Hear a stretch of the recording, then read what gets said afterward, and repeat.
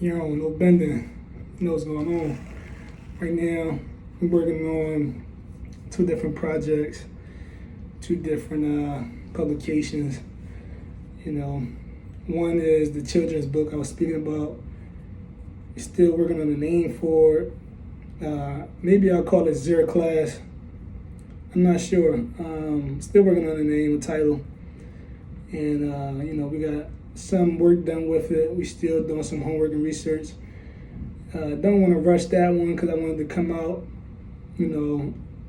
particularly a certain way. So, kind of taking my time with, the first children's books and whatever. So, meanwhile, we have the second publication I'm working on. It's a poetry book called He Asked, and he asked, and again on the cover art that was created, is ZBM Publishing on there, and he asked.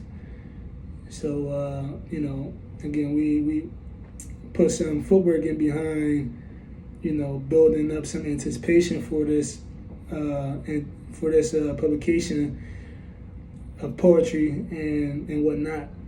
Meanwhile, behind the scenes of that, I'm still trying to research and do some work on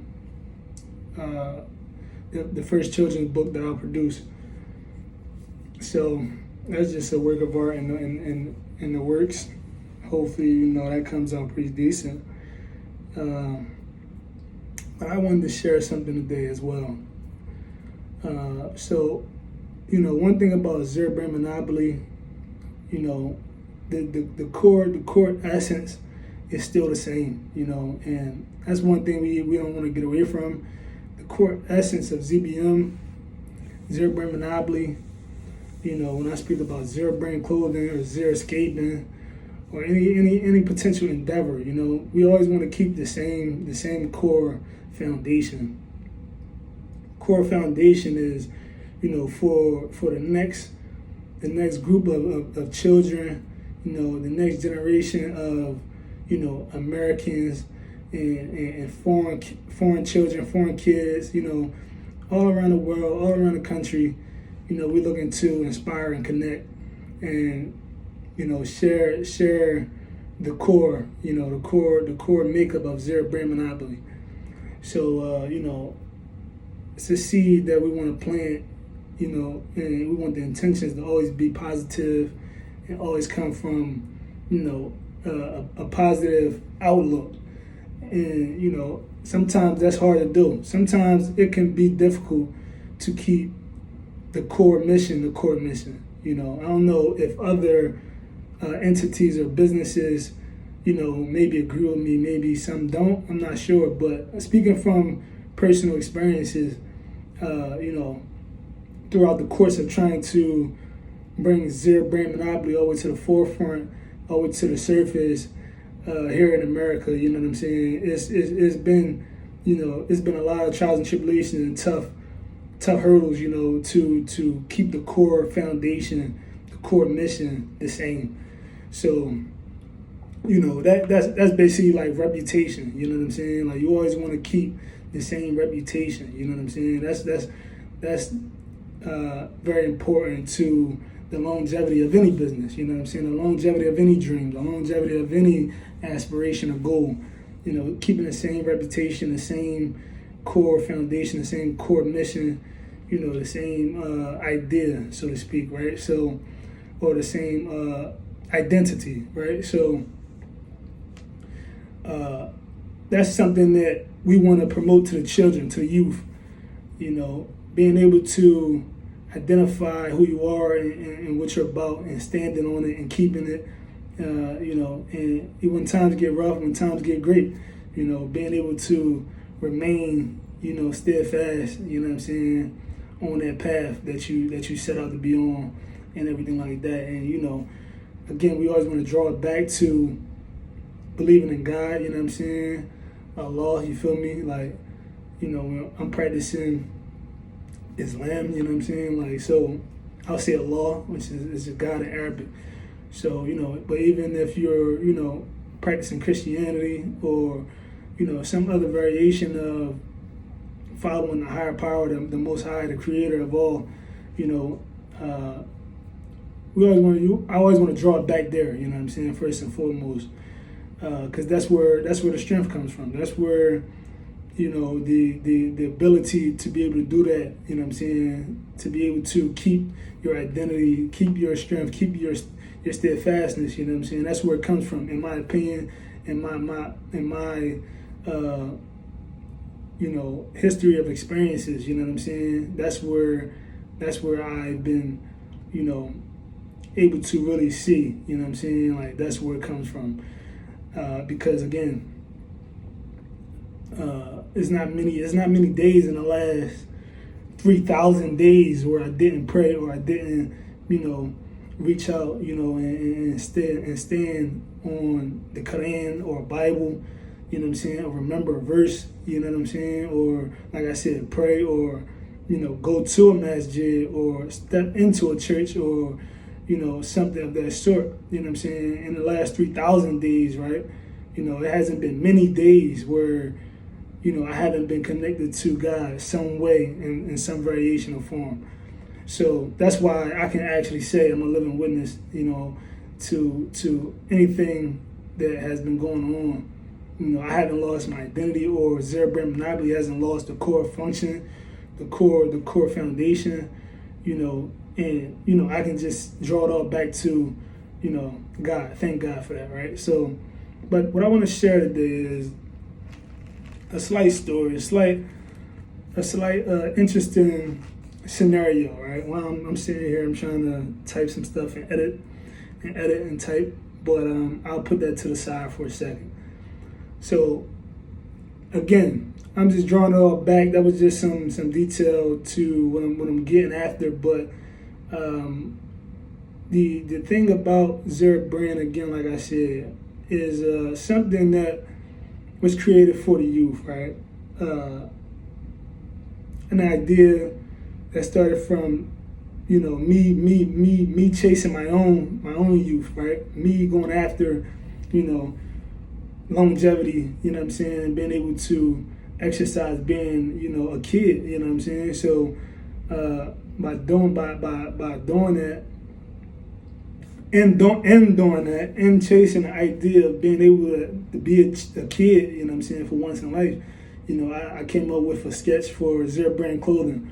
The abbreviation is ZBC, and it started with a T-shirt and stuff like that. So and then in that same process, I started writing the script for Equal Differences. So all of that happened at the same moment. Equal Differences and the sketch for ZBC, the Zera Brand clothing T-shirt, all happened at the same moment, within the same month, the same week, if not the same days, right? The same week, same day, same month, same year.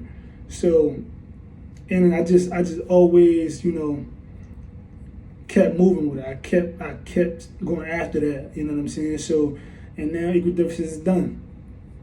You know what I'm saying? Zera Brand clothing has been, sold, and we have proof of concept and all that stuff already. So, but it all started with just me wanting, to really exercise the fact, exercise my youth, you know what I'm saying? So, I wanted to keep that positive seed, you know what I'm saying, that positive aspiration and goal I have for myself, and just, be able to share that to the world, share that to other children, and maybe, that'll just become something positive, right? And the overall gist of everything. So I think that's what I've been able to keep, you know what I'm saying, as far as the identity of Zera Brand Monopoly, even though, some days I might go a little bit this direction, some days it might be this direction. I might show a little bit of this, a little bit of that.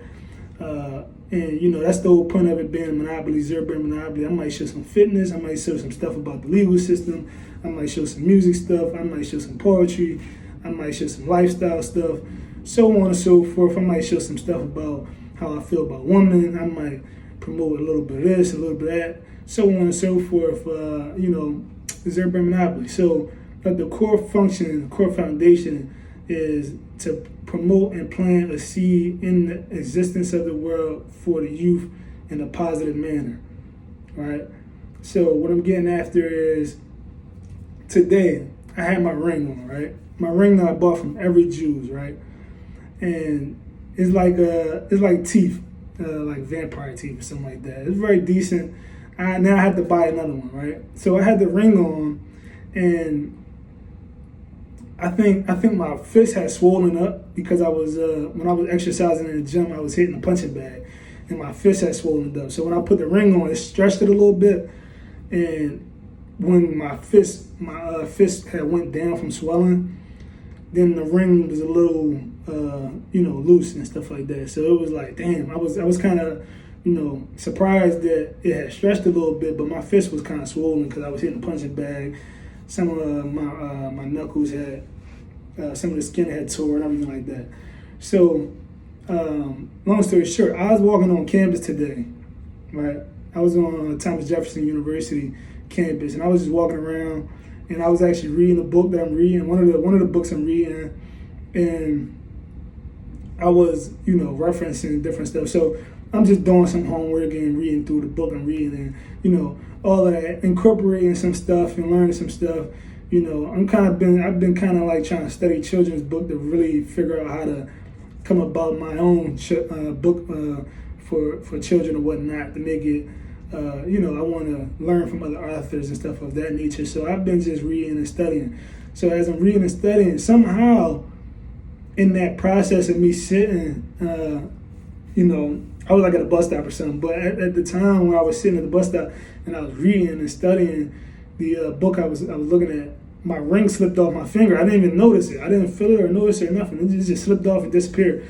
So when I had walked off and I finally realized that I had lost the ring slipped off my finger and I lost it. I was like, damn, what the hell? And I was like a couple blocks away by then. I'm like always, I done damn near walked off the campus. And, I kind of was like, damn. And then I doubled back to go look for it, and I couldn't find it. So I was like, damn, I tried to retrace my steps. I couldn't find it. And then I walked off. And then when I had got back like a couple steps away, a block or so away from where the bus stop I was at. And it was just so interesting because I lost the ring.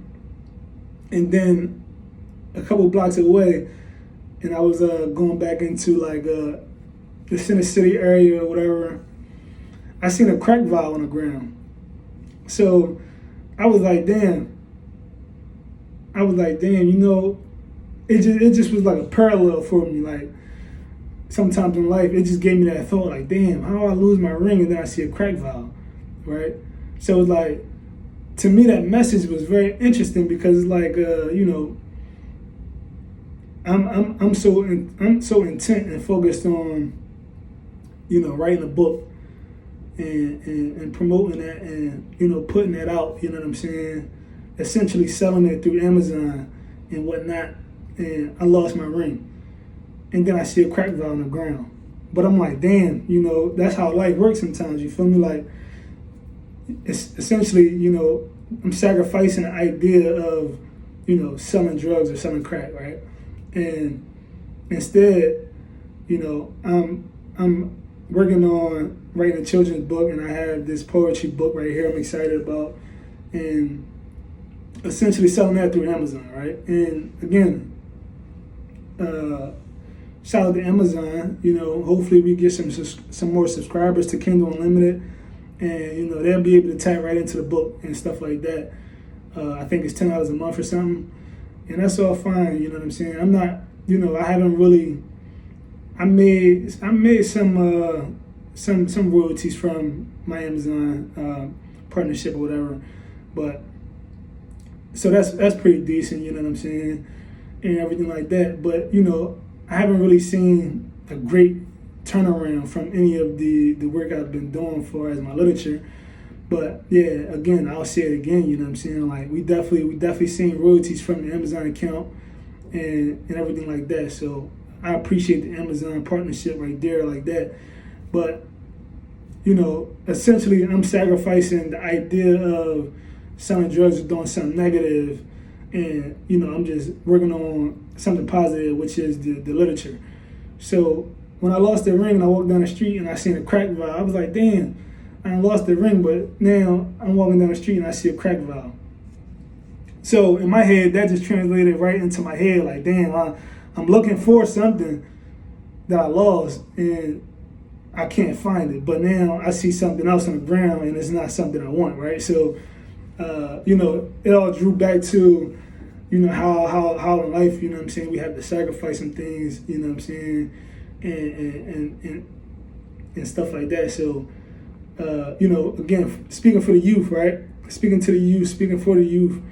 The thing about that is it was interesting when it happened, because I was thinking when it happened, I was thinking like, damn, when I was like an adolescent in grade schools and stuff like that, the teachers, they used to walk around with the D.A.R.E t-shirts on, and it was like D.A.R.E, right? The D.A.R.E t-shirts would say no to drugs and stuff like that, and that was like a message that was being really pushed in the adolescent schools that I was in when I was just like a juvenile and stuff like that, like saying no to drugs and D.A.R.E and everything like that. And speaking of D.A.R.E, I don't even remember what the abbreviations mean, but I'm gonna look it up now.